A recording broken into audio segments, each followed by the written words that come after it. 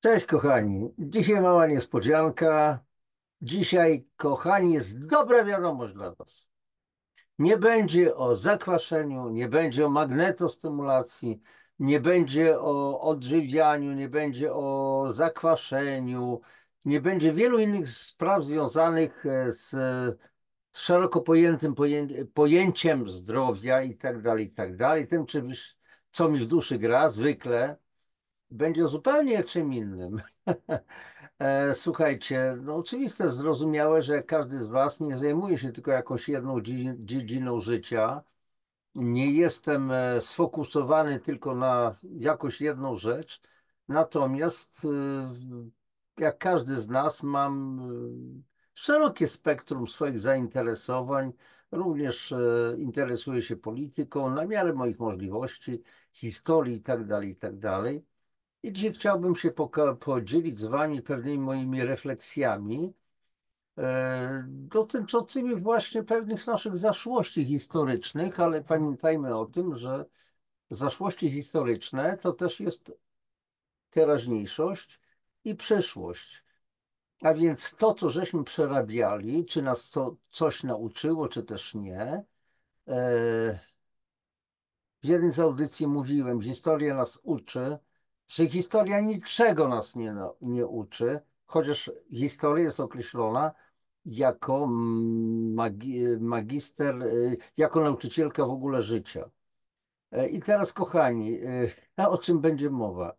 No właśnie, co z tym naszym hymnem narodowym, ale w szerszym takim pojęciu. Otóż w mediach trwa z mniejszym lub większym natężeniem ciągle dyskusja na temat naszego polskiego patriotyzmu. Pojawia się mnóstwo wypowiedzi. Jedni drugich obrzucają błotem. My jesteśmy patriotami. Nie, my jesteśmy patriotami. I tak dalej, i tak dalej. Stawiane są pytania dotyczące właśnie tego zagadnienia. Czym jest w ogóle patriotyzm? E, Są ugrupowania polityczne, takie, siakie, owakie. Nagrywam tę audycję akurat w maju 2025 roku, 1 maja. Możliwe, że kiedyś powtórzę tę audycję, bo może zajść taka po prostu potrzeba. I jeszcze raz powtarzam, trwa dyskusja, kto to jest patriota, jakimi cechami powinien się wyróżnić patriota. Są genetyczni patrioci, przynajmniej niektórzy tak się określają. Ja mogę powiedzieć, że jestem genetycznie zaprogramowany na to, żeby wyczuwać kłamstwa, szalbierstwa, manipulacje, hipokryzję i tak dalej. Wewnętrzny mam dygot niejednokrotnie z tego tytułu. Po prostu jestem przewrażliwiony na tym po prostu punkcie. Jestem przewrażliwiony na punkcie tych bogojczyźnianych frazesów. Tak jak kiedyś w zamierzchłych czasach było związek, podkreślam, nie związek, tylko związek radzieckie, socjalizm i tak dalej, to flaki się, że tak powiem, wewnątrz człowieka przewracały. Tak jak dzisiaj słyszę właśnie tych wszystkich genetycznych patriotów, flogo, biało-czerwona, i tak dalej, ale co to oznacza? Co to oznacza, tak prawdę mówiąc? Więc często te pytania dotyczące patriotyzmu przeradzają się w zajadły, niesamowity spór dotyczący pryncypiów, tak prawdę mówiąc. I ten spór, najpierw słowny, często przerodzi się na ulicę, występują ludzie, no oglądam te wszystkie audycje czasami na YouTubie, te shorty, ten dowalił temu, powiedzmy, kibole pogonili tego, a tu inni intelektualiści pogonili tego i tak dalej, i tak dalej. A więc ten spór przenosi się na ulicę, zwłaszcza wtedy, kiedy są jakieś państwowe święta, na przykład rocznica odzyskania niepodległości albo rocznica Konstytucji 3 maja. I tam dopiero na tych ulicach pojawia się, słuchajcie, masa patriotów, często takich troglodytów, takich, ostatnio oglądałem na przykład audycję, kibice pogonili kogoś tam. Podkreśla się, że na przykład jak ktoś ma większe wykształcenie, to tym gorzej jest w takim układzie. No w ogóle tego nie rozumiem. Chcę być dobrze zrozumiały. Nie chodzi o to, tym bardziej, że jeszcze raz powtarzam, nakręcam tę audycję 1 maja. 1 maja, 2 maja będzie Dzień Flagi, 3 maja będzie kolejna rocznica Konstytucji, uchwalenia Konstytucji 3 maja, drugiej konstytucji na świecie, po prostu po Konstytucji amerykańskiej, George'a Washingtona, deklaracja wyzwolenia Ameryki, Stanów Ameryki i wojny Ameryki z Wielką Brytanią, bo wówczas Ameryka, USA były kolonią Wielkiej Brytanii, wyzwolenie się spod panowania angielskiego i tak dalej. I tutaj słuchajcie, wielu z nas usiłuje zawłaszczyć to pojęcie patriotyzm. Ja jestem patriotą, ty nie jesteś patriotą, bo no więc wychodzi takie coś, powtarzam, nie wiem czy przez U z kreską, czy U zwykłe. Przepraszam za te dygresje. Ostatnio ktoś mi napisał, że za dużo tych dygresji. Możliwe, no ale to jest mój kanał, no jestem jaki jestem. Czasami nie jestem w stanie się powstrzymać od jakichś dygresji, takich rozwlekań. Najwyżej mi powiecie, że znowu za dużo rozwlekam, za dużo tych dygresji.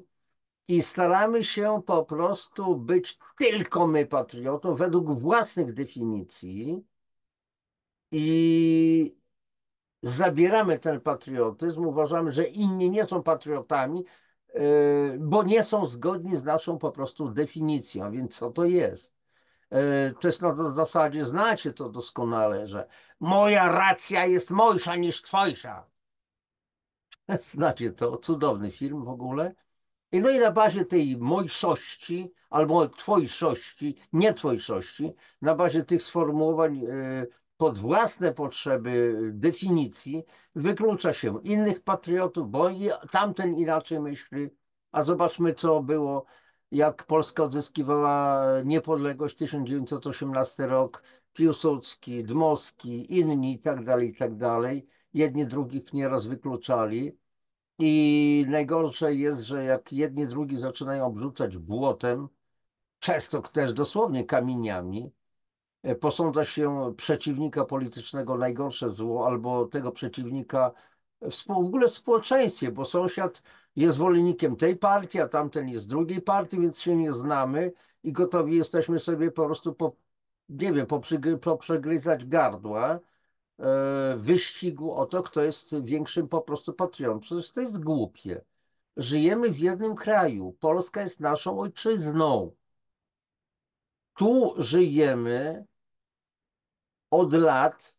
Każdy robi to, co robi, pracuje, rozwija się albo się nie rozwija i pracujemy wspólnie dla wspólnego dobra. Nawet często nie zdając sobie tego sprawy, na każdym stanowisku pracy, mówiąc tak naprawdę, mówiąc szumnie. Bo myślimy o swoich poborach, o swojej pensji i tak dalej, ale pracujemy dla dobra wspólnego. Każdy z nas, na każdym stanowisku pracy. Lekarze, policjanci, nauczyciele, sprzątaczki, panowie od oczyszczania miast i tak dalej, i tak dalej. Każdy jest ważny. Każdy. Każdy. Bezwzględnie. I słuchajcie, i jeszcze raz wrócę do tego, że kłócimy się, targamy się po szczękach. Kiedyś prezydent Wałęsa o tym mówił, że targamy się po szczękach. My, patrioci, ciągle w walce, jakby nie było, o zwycięstwo mojej koncepcji, bo jedynie ja mam rację. A racja, wiecie co, tak jak prawda mówi się, każdy ma swoją, jak z przeproszeniem własne 4 litery. Jak się nie obrócić do tyłu, zawsze te 4 litery będą zawsze z tyłu. Każdy ma swoje 4 literki. Wiecie o co chodzi?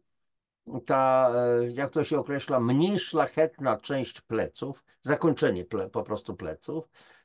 I pozwolicie, że ja też dzisiaj bardzo subiektywnie podejdę do tych wszystkich ocen, do tych wszystkich definicji, określeń. Dlaczego? Dlaczego? Dla mnie jednym z pryncypiów patriotyzmu jest na przykład traktowanie flagi, godła, hymnu, bo dzisiaj o hymnie będziemy mówić, jak to jest, jak rozumiemy, czy w ogóle rozumiemy słowa hymnu, czy w ogóle mamy pojęcie, w tym hymnie, o czym jest w ogóle mowa. I nie chodzi mi o to, że niektórzy nie potrafią śpiewać, że fałszują, bo nie zostali obdarzeni na przykład darem słuchu, darem śpiewu i tak dalej. To jest mała sprawa. Bo gorsza sprawa jest, jeżeli się kompletnie nie rozumie tych słów. Nie ma się tego podłoża historycznego, nie wie się, o co chodzi z tym wszystkim. Dlatego chciałbym z wami dzisiaj się podzielić moimi refleksjami na temat naszego hymnu narodowego, w jaki sposób powstało, w jakich okolicznościach, uwarunkowaniach, o co chodzi w tym całym hymnie. I więc może warto się zastanowić, że generalnie warto przypomnieć sobie słowa hymnu stworzonego wiele lat temu, kilka stuleci temu, dlatego że ten hymn to jest geneza powstania również Polski, tej odrodzonej Polski, ale jak to odrodzonej? Byliśmy tak zwaną pierwszą Rzeczpospolitą, w której mieszkali tak zwani koroniarze, czyli obecni jakby Polacy, można byłoby powiedzieć. Żyli Litwini, bo byliśmy w Unii Polsko-Litewskiej, czyli Rzeczpospolita obojga narodów. Do tego było wiele innych narodowości. Byli w Polsce Holendrzy, byli Czesi, na przykład bracia czescy, sławny Jan Amos Kamęski, który stworzył podwaliny nowoczesnej oświaty z braci czeskich. Byli Karaimi, byli Niemcy, byli Żydzi, byli Ormianie, byli Tatarzy, byli Rusini, w tym kozacy ukraińscy. No z nimi to mieliśmy różnego rodzaju problemy, które oni stwarzali, ale które myśmy im też stwarzali. Mogła być to Rzeczpospolita trojga narodów być może, ale nie wyszło. Okej, w porządku. I teraz resume pewne, kochani. Chodzi o to, żeby historia nas nauczyła pewnych rzeczy. Jeszcze raz powtarzam, że niezależnie od funkcjonujących między nami rozdźwięków, pojmowania w różny sposób różnych spraw, powinniśmy rozumieć, że są aspekty, które nas absolutnie łączą, że są rzeczy najważniejsze, że niezależnie od tego, jak to myśli, jakie ma jakie ma skłonności polityczne, jakie lubi tą czy tamtą partię, nie partię i tak dalej, wszyscy jesteśmy Polakami z tego samego pnia narodu. I niezależnie od tego, skąd ci Polacy się wzięli, bo co znaczy genetyczny Polak, jak się prześledzi, kochani, różnego rodzaju badania genetyczne, to okaże się, że w wielu z nas płynie krew Chingis-Khana. Dosłownie. Czytałem takie prace naukowe, a więc pytanie, kto to jest genetyczny Polak, tak prawdę mówiący, specjalnie to podkreślam słowo. A więc chodzi o to, żebyśmy się nawzajem szanowali, bo żyjemy w obrębie jednego państwa, które ma być silne, sprawne. Ja wiele mam, słuchajcie, jakby pretensji do tego państwa. O, w wieku XVI-XVII była mowa, że Polska nie rządem stoi. Nie rządem, czyli kto ma szablę przy boku, ten ma prawo decydowania o wszystkim. Byle szlachetka, po prostu ma tyle samo praw co wojewoda i tak dalej, i tak dalej. Byle zagroda, to i wojewoda, można byłoby powiedzieć. Chodzi o to, że mimo wszystko jesteśmy obywatelami, citoyen z francuskiego tego państwa. Na rubieżach mamy wojnę. Akurat nie namawiam nikogo do tego, żeby z kogokolwiek robić wrogów, natomiast mamy pewne zaszłości historyczne z pewnym państwem, z którym toczyliśmy wojny od mniej więcej XVI wieku. Mam na myśli Rosję, ale byłem 2 razy w Rosji kiedyś. Poznałem wielu fantastycznych ludzi, fantastycznych. Czytałem wiele opracowań, jak wielu Rosjan, Kazachów i tak dalej pomagało Polakom w czasie zsyłek po 1939 roku, dzięki którym wielu Polaków przeżyło. I oddzielmy ludzi od władzy. Natomiast z tą władzą to myśmy mieli ciągle problemy, czy to była władza carska, czy sowiecka, czy dzisiejsza. Z tej władzy przyjaciół to my nie mamy niestety. Abstrahuję od tego, czy mm, inni, powiedzmy, którzy się wyzwolili od tego potężnego carskiego imperium, a później komunistycznego imperium, czy są cacy, czy są B, to jest w tej chwili nieistotne. Trzeba pamiętać, że my mamy być wolni, niezależni, czy to od zachodu, czy od wschodu. W jaki sposób do tego dojść? Jedynie jednocząc się. Możemy mieć różne opinie, ale są sprawy ważniejsze od ważnych. Przepraszam za taki, słuchajcie, kochani, za takie trochę górnolotne słowa, ale ja też jestem Polakiem, tak jak i wy, i możemy się, kochani, między nami, moimi gośćmi, ze mną możemy się różnić w różnych opiniach, ale najważniejsze jest, żebyśmy byli naprawdę, jeżeli chodzi o priorytety, żebyśmy szli wspólną ścieżką. Dochodzili do tego, że to Polska ma być silna, Polska ma budzić szacunek i respekt, i w związku z tym to ten kraj wówczas, ten nasz kraj i my wszyscy, obywatele tego kraju, będziemy po prostu bezpieczni. Chociaż nie lubię tego słowa, kochani, bezpieczni, znowu dygresja, bezpieczny, czyli bez pieczy, że my będziemy zaopiekowani. Będziemy po prostu, no właśnie trudno już w tej chwili zastąpić to słowo bezpieczeństwo i niebezpieczeństwo. To jest taka dygresja. Kiedyś z Andrzejem Kmitą żeśmy w jednej z audycji o tym mówili. Niebezpieczeństwo, nie bezpieczy, to znaczy mam opiekę, jestem, po prostu jestem chroniony. A więc chodzi o to, żebyśmy byli chronieni. Chronieni będziemy jedynie wówczas, kiedy będziemy działali wspólnie, dla wspólnego dobra, zgodnie z zasadą takiej Huny i Chrystusową. Nigdy nie krzywdzić, zawsze pomagać.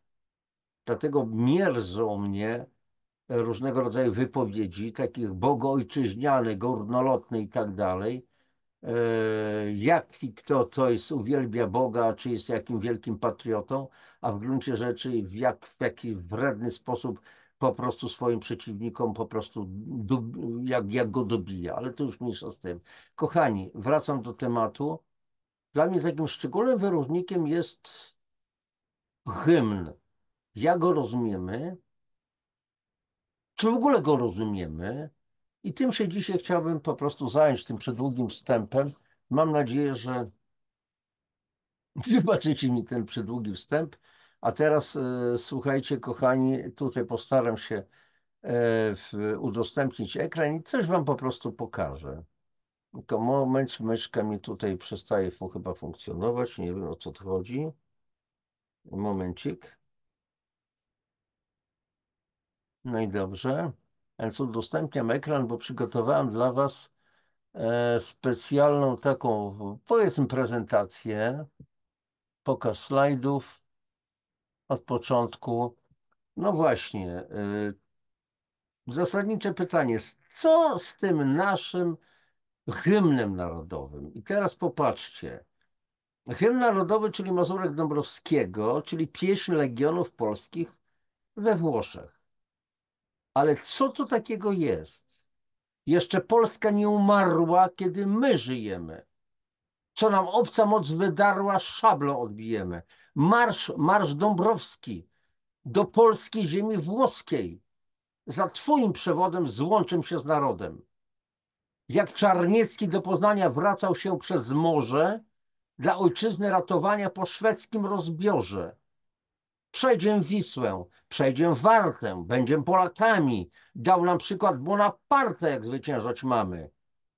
Marsz Dąbrowski do polskiej ziemi włoskiej. Za twoim przewodem złączym się z narodem. Niemiec, Moskal nie osiędzie.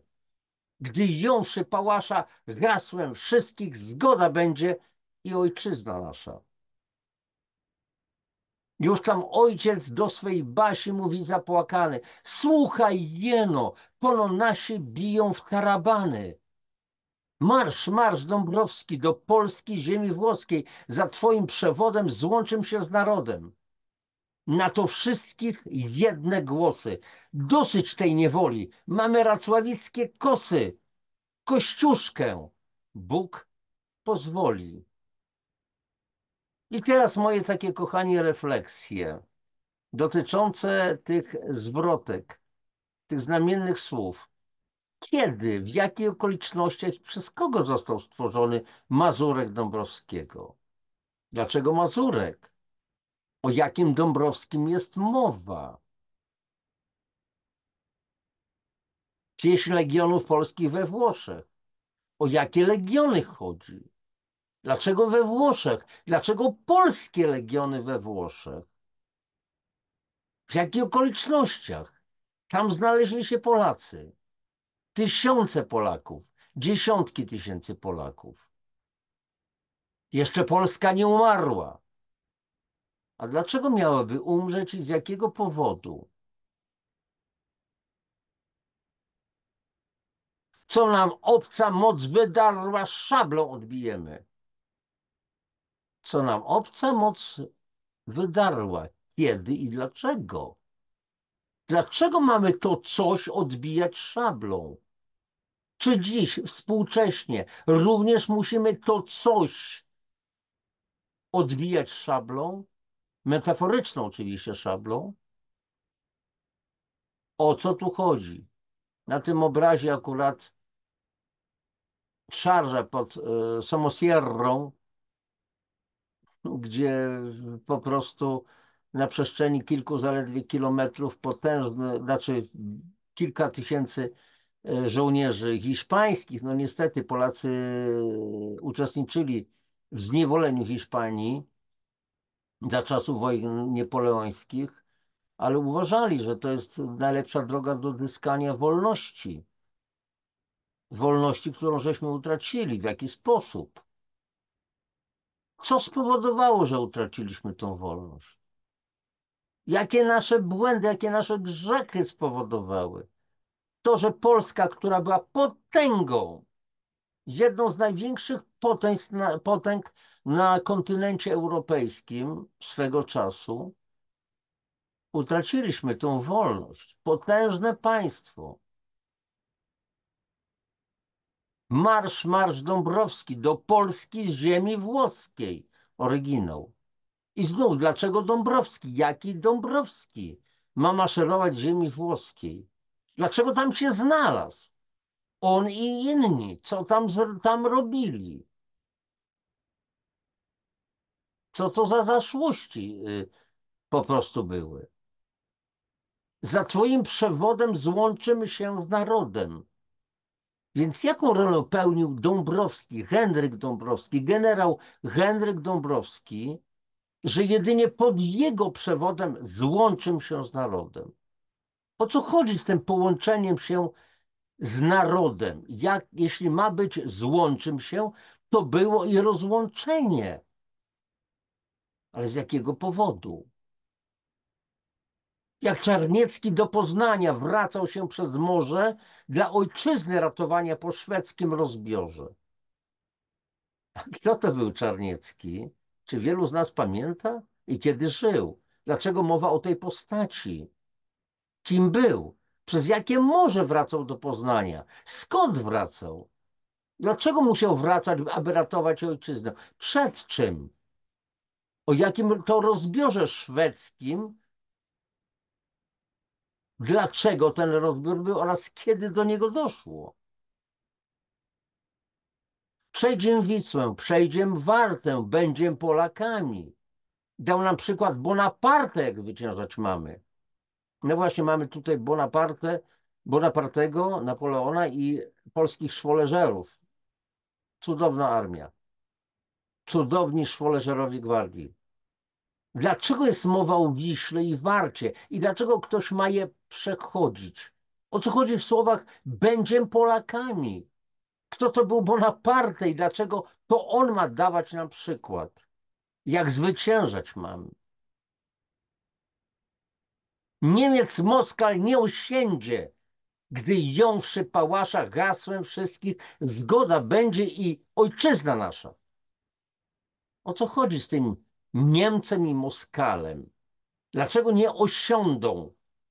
I dlaczego mieliby taki zamiar na osiądnięcie?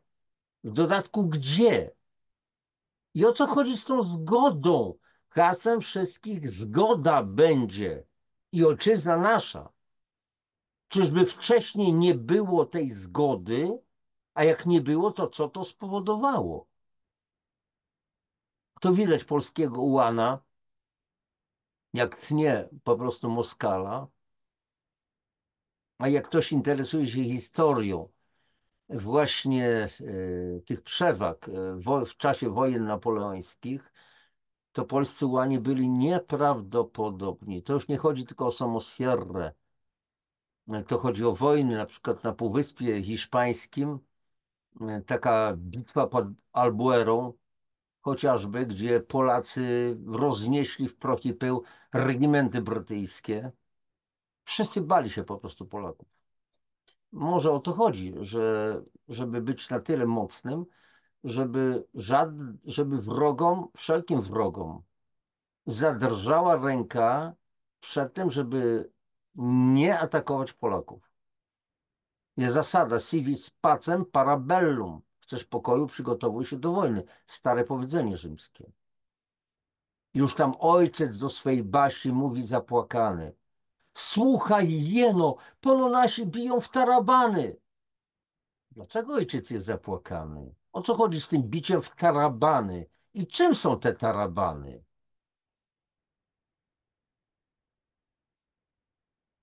Na to wszystkich jedne głosy. Dosyć tej niewoli. Mamy racławickie kosy, kościuszkę. Bóg pozwoli.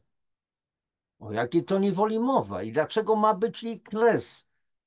Co to za racławickie kosy? Kim był Kościuszko i dlaczego ma tu odegrać jakąś rolę? Kościuszko był wcześniej, przed napisaniem tego Mazurka Dąbrowskiego. Jaką rolę odegrał? Gdzie był? Czym się kierował? Jakie miał wartości? Jakimi wartościami w ogóle kierował się w życiu? Warto się nad tym zastanowić. I kochani, jeszcze raz przypomnienie, już bez mego czytania. Prześledźcie ten tekst po prostu. To nasz hymn, nasza rota, nasza pieśń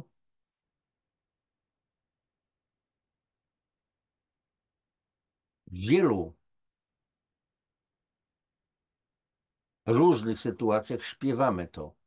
I wówczas wszyscy stają w postawie zasadniczej na baczność, z odkrytymi głowami i czuje się wewnętrzną taką moc, zwłaszcza jeżeli to śpiewa tysiące ludzi razem. Gdzieś tam w tłumie, gdzie jesteśmy razem. To nas łączy Polaków. Ta wspólna pieśń historyczna.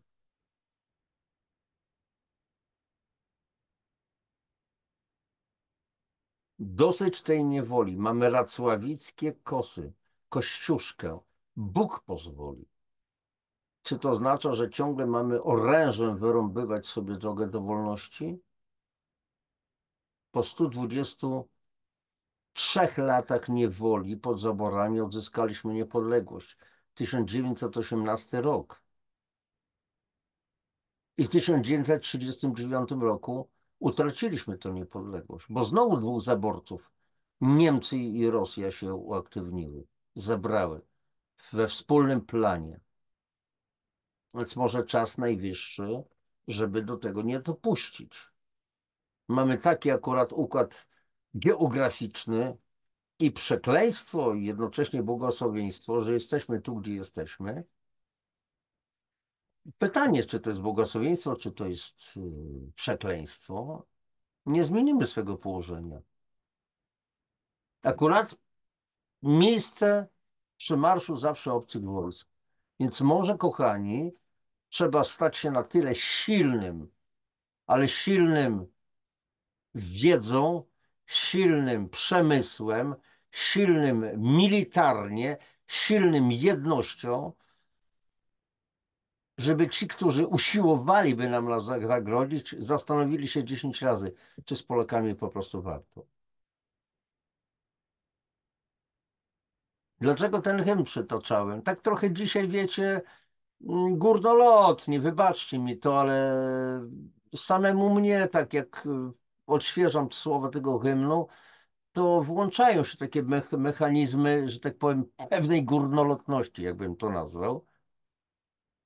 Więc może warto poszukać odpowiedzi na te pytania, które tutaj zadaję, również niejako w waszym imieniu. Może warto odświeżyć wiedzę z lat szkolnych, ze szkoły podstawowej, ze szkoły średniej. Może pobudzić to w nas takie refleksje historyczne, o co chodziło kiedyś, kim myśmy byli, kim byli nasi przodkowie, w jakiej sytuacji był nasz kraj, Polska, jakich miała władców. Jak to było, kiedy byliśmy potęgą? Pierwsza Rzeczpospolita, najjaśniejsza Rzeczpospolita. Nie chodzi o to, żeby się wywyższać ponad inne narody, uchowaj Boże. Tylko chodzi o to, żebyśmy byli dumni z tej ojczyzny, z naszych dokonań, z dokonań naszych przodków i żebyśmy się potrafili na bazie wiedzy historycznej zobaczyć, jakie były wady tych naszych przodków i zalety. I zobaczyć na tym tle wady i zalety nas dzisiaj.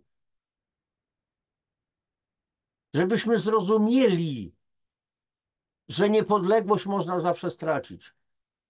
Nawet jeżeli pozornie będziemy wolni w tych granicach, nie będzie obcych wojsk, to możemy stracić niepodległość na przykład gospodarczą. Że będą nas zalewać obce zwyczaje na zasadzie takiej, że dzieciaki siedzą przy tych, wiecie, o, tu komórkach, w jakichś tam TikTokach, YouTubach i tak dalej. Wy też siedzicie w tej chwili przy YouTubie, ale żeby mieć pewien dystans, żeby nie małpować innych za wszelką cenę, to niech inni biorą z nas przykład. A więc ta audycja może sprowokuje mnie również, do myślenia, o co chodzi z tą naszą przeszłością, z teraźniejszością i przyszłością. Może każdy z nas pojedynczo i wspólnie razem może zmusi mnie niejako, może sprowokuje do myślenia, co możemy zrobić dla nas samych, dla naszego kraju, dla naszego państwa, dla naszych współobywateli, dla naszych ziomków, ziomali, co możemy wspólnie zrobić? Jak możemy wspólnie zadbać o nasze wspólne dobro? Czym jest to nasze wspólne dobro? Kochani, ja wiem, że to jest taki patos tu się wkrada troszeczkę, ale z drugiej strony znacie już mnie trochę. Nie chodzi o wielkie słowa. Nie chodzi o fanfarę, o bicie w werble, o marsze z pochodniami i pocztami sztandarowymi. Chodzi o zwykłe życie. O zwykłe życie każdej polskiej rodziny, każdego polskiego obywatela. Ale pamiętajcie o jeszcze jednej rzeczy. Obywatel to niekoniecznie ten genetyczny Polak. To jest ten, który stał się Polakiem. A Polakami stało się wielu obcokrajowców też. Żebyśmy się dobrze zrozumieli, nie chodzi o to, że ja tu jestem za tą tak zwaną emigracją, tymi ludźmi, którzy do nas, imigrantami, którzy przybywają. Jeżeli wielu z nich zechce być Polakami, utożsamić się z tym narodem, to chwała im, bo wielu jest takich. Wielu, wielu, wielu, z czego sobie sprawy nie zdajemy. Niedawno odszedł mój pewien znajomy Syryjczyk, wspaniały facet, nazwisko Nabil. Poznałem go kiedyś na demonstracjach. Fantastyczny gość. Miał rodzinę w Polsce. Był dyrektorem wielu wielkich przedsiębiorstw polskich. Zmarł niedawno, odszedł niedawno. Mógłby być przykładem polskości dla wielu genetycznych po prostu Polaków. Wielkie miał serducho, a więc to jest tylko przykład tego, że wielu tak zwanych obcych może stać się patriotami polskości, nas, Polaków. Kochani, to byłoby na dzisiaj chyba tyle. Zamykam to udostępnienie. Taka refleksyjna audycja dzisiaj. Przepraszam, że może jednak wdałem się w jakiś taki patos, wielkie słowa i tak dalej, bo to siłą rzeczy wybrzmi, może za dużo jakiejś dygresji, może jakichś innych historii, no ale nie umiem inaczej. Przyjmijcie to z łagodnością, skupcie się przede wszystkim na meritum tego wszystkiego. Dziękuję, że jesteście, dziękuję, że mogę z wami być zawsze, dziękuję za wasze lajki, dziękuję za wasze wpisy, komentarze. Bardzo to sobie cenię. Wszelkie wyrazy poparcia, czy też uwagi jakieś.